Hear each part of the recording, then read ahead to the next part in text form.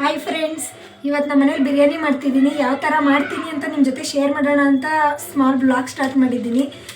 Teju masala use ಮಾಡಿ ಬಿರಿಯಾನಿ ಮಾಡ್ತೀನಿ. ನಮ್ಮ ಮನೇಲಿ ರೆಗ್ಯುಲರ್ ತೇಜು ಮಸಾಲನೇ ಯೂಸ್ ಮಾಡೋದು. ನಮ್ಮ ಮನೇಲಿ ಬಿರಿಯಾನಿ ಔಟ್ಸೈಡ್ ಎಲ್ಲ ತಿನ್ನೋದಿಲ್ಲ, ನಮ್ಮ ಅತ್ತೆ ಆಗಲಿ ನಮ್ಮ ಮನೆಯವರಾಗಲಿ. ಅದಕ್ಕೋಸ್ಕರ ನಾನೇ ಮಾಡ್ತೀನಿ. ಯಾವ ಥರ ಮಾಡ್ತೀನಿ ಅಂತ ನೋಡಿ ನೀವೇ.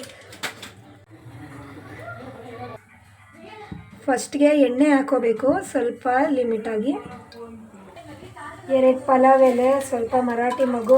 ನಾವು ಪಲಾವ್ ಮಿಕ್ಸ್ ತಗೋಬಿಡ್ತೀವಿ ಔಟ್ಸೈಡು, ಸೊ ಎಲ್ಲ ಮಿಕ್ಸ್ ಇರುತ್ತೆ. ಕಸ್ತೂರಿ ಮೇಥಿ ಎಲ್ಲ ಮಿಕ್ಸ್ ಇರೋದ್ರಿಂದ ತುಂಬಾ ಚೆನ್ನಾಗಿರುತ್ತೆ.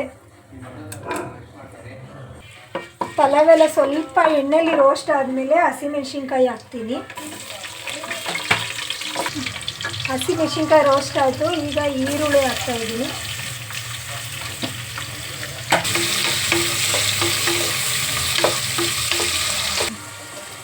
ಒಂದು ಸ್ಪೂನ್ ಶುಂಠಿ ಬೆಳ್ಳುಳ್ಳಿ ಪೇಸ್ಟ್ ಹಾಕ್ತಾಯಿದ್ದೀನಿ. ಇನ್ನು ಸ್ವಲ್ಪ ಬೇಕು ಅನ್ನಿಸ್ತು, ಸೊ ಅದಕ್ಕೆ ಎಣ್ಣೆ ಹಾಕ್ತೆ. ಈರುಳ್ಳಿ ರೋಸ್ಟ್ ಆದಮೇಲೆ ಸ್ವಲ್ಪ ಪುದೀನ ಹಾಕೋತಾ ಇದ್ದೀನಿ.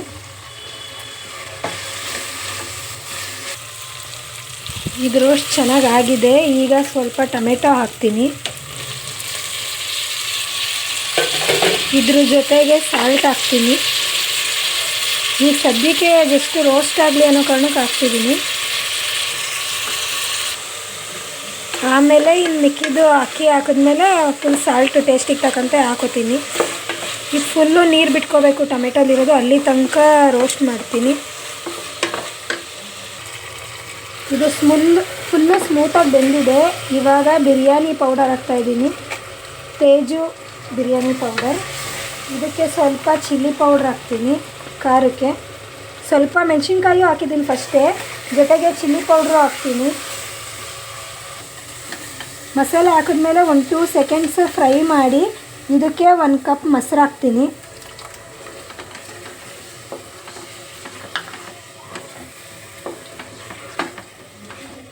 ಈಗ ತೊಳ್ಕೊಂಡಿದ್ದೀನಿ ಚಿಕನ್ನು, ಆ ಪೀಸಸ್ನ ಹಾಕ್ತೀನಿ. ಮನೇಲಿ 3 ಜನಕ್ಕೆ ಬಿರಿಯಾನಿ ಮಾಡ್ತಿರೋದ್ರಿಂದ ಸ್ವಲ್ಪನೇ ಮಾಡ್ಕೋತಾ ಇದ್ದೀನಿ. 5 ನಿಮಿಷ ಮಸಾಲೆ ಎಲ್ಲ ಹಿಡೀಲಿ ಅಂತ ಪೀಸ್ನ ಒಂದು ಸ್ವಲ್ಪ ಬೇಯಕ್ಕೆ ಬಿಡ್ತೀನಿ. ಅಷ್ಟರಲ್ಲಿ ನಾನು ಅಕ್ಕಿ ತೊಳ್ಕೊತೀನಿ. ಎಷ್ಟು ಕಲರ್ಫುಲ್ಲಾಗಿದೆ ನೋಡಿ. ಎಷ್ಟು ಸಿಂಪಲ್ಲಾಗಿ ಮಾಡೋದಿದೆ. ಇದಕ್ಕೇನು ಜಾಸ್ತಿ ಐಟಮ್ಸ್ ಏನು ಬೇಕಾಗಿಲ್ಲ, ಸಿಂಪಲ್ ಐಟಮ್ಸು. ನಮ್ಮ ಮನೆಯವ್ರಿಗೆ ಗ್ಯಾಸ್ಟ್ರಿಕ್ ಇರೋದ್ರಿಂದ ನಾನು ಜಾಸ್ತಿ ಮಸಾಲೆ ಹಾಕಲ್ಲ. ಮಸಾಲೆ ಹಾಕಿದ್ರೆ ಅವ್ರು ಊಟ ಮಾಡಲ್ಲ, ಅದಕ್ಕೋಸ್ಕರ ನಾನು ಸಿಂಪಲ್ ಮಸಾಲೆ ಹಾಕಿ ಈ ಥರ ಮಾಡ್ತಿದ್ದೀನಿ. ನಿಮಗೂ ಇಷ್ಟ ಆಗುತ್ತೆ, ಟ್ರೈ ಮಾಡಿ. ಪೀಸೆಲ್ಲ ಆಲ್ರೆಡಿ ಅರ್ಧಂಬರ್ಧ ಬೆಂದಿದೆ. ಇವಾಗ 1 ಲೋಟ ಅಕ್ಕಿಗೆ 2 ಲೋಟ ನೀರು ಹಾಕೋಣ.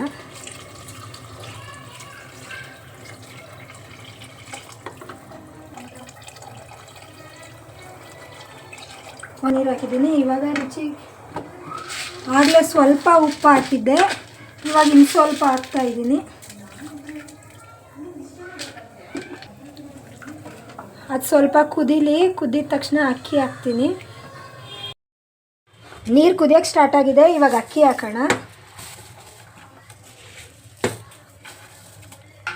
ಅಕ್ಕಿ ಹಾಕಿದ್ಮೇಲೆ ಒಂದ್ಸಲ ನೀಟಾಗಿ ಕದಲಿಸ್ಬೇಕು.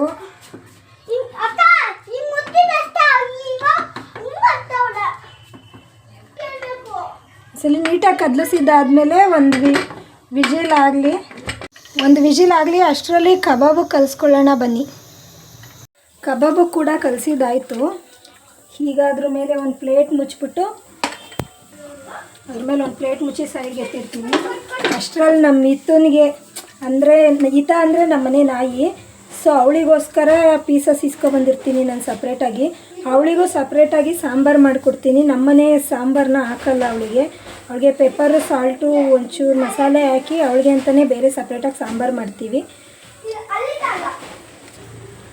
ಅವಳಿಗೆ ಸಾಂಬಾರು ಮಾಡ್ತೀವಿ. ಅವಳನ್ನ ನಮ್ಮ ಮಿಥುನ್ ತೋರಿಸ್ತೀನಿ ರೀ ನಿಮಗೆಲ್ಲ. ಇವಳೇ ನಮ್ಮ ಮಿತ.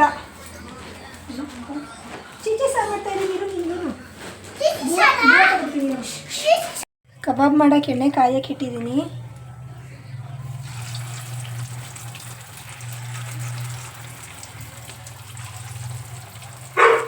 ಬಿರಿಯಾನಿ ಇದ್ದರೆ ಕಬಾಬ್ ಕಂಪಲ್ಸರಿ ಬೇಕು. ಅವ್ರಿಗೆ ಕಾಂಬಿನೇಷನ್ ಅಂತಲೇ ಹೇಳ್ಬೋದು ನಮ್ಮ ಮನೆಯವರಿಗೆ. ಮಕ್ಕಳಿಗೂ ಅಷ್ಟೇ ಕಬಾಬು ಮಯೋನೀಸು ಇದ್ಬಿಟ್ರೆ ಅಂತೂ ಅವರಿಗೆ ತುಂಬಾ ಇಷ್ಟ.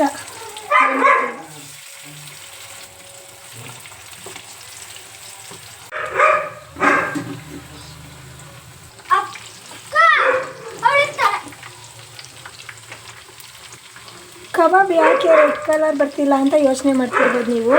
ಇದು ಪ್ಯಾಕೆಟ್ ಪೌಡರ್ ಅಲ್ಲ, ಸೊ ಇದು ಹೋಟೆಲಲ್ಲಿ ಮಾಡೋಕ್ಕೆ ಅಂತ ಮಾಡಿರ್ತಾರೆ. ಅವ್ರ ಹತ್ರ ನಾವು ಅರ್ಧ ಕೆಜಿ 1 kg ಪೌಡರ್ ಇಸ್ಕೊತೀವಿ.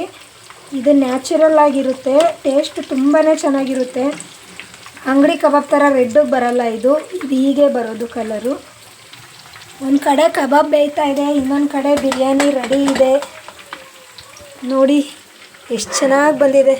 ಫ್ಲೇವರ್ ಅಂತೂ ತುಂಬಾ ಚೆನ್ನಾಗಿದೆ ಬಿರಿಯಾನಿದು.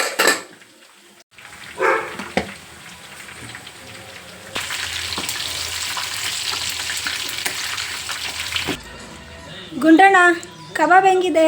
ಚೆನ್ನಾಗಿದೆ, ಸಕ್ಕತ್ತಾಗಿದೆ. ಹೌದಾ? ಬಿಸಿ ಐತೆ, ಹುಷಾರು. ಓಕೆ. ಗೊಂಬೆ ಕಬಾಬ್ ಹೆಂಗಿದೆ? ಚೆನ್ನಾಗಿದೆ. ಓಕೆ, ತಿನ್ನಿ ಸಾಸಾಕೋಗಿ. ಫೈನಲಿ ಬಿರಿಯಾನಿ ರೆಡಿ ಆಯಿತು. ನೋಡಿ, ನಮ್ಮನೆ ಬಿರಿಯಾನಿ ಇಷ್ಟೇ, ಕಬಾಬು ಬಿರಿಯಾನಿ.